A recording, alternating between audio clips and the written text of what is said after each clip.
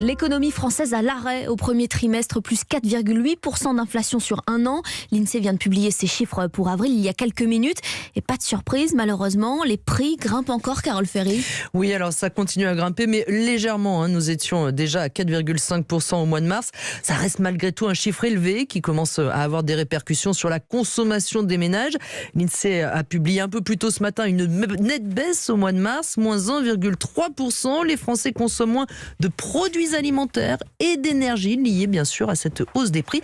Et au final, la croissance s'enraye. L'INSEE anticipait une faible hausse du PIB à 0,25%.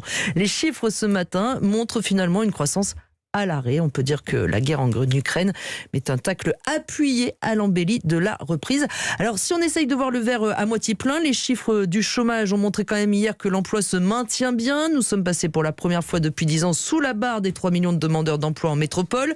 Les perspectives d'embauche pour 2022 restent bien orientées malgré une légère inflexion de l'optimisme des chefs d'entreprise. En résumé, on peut dire que nous avons des indicateurs économiques qui clignotent à l'orange pour le moment.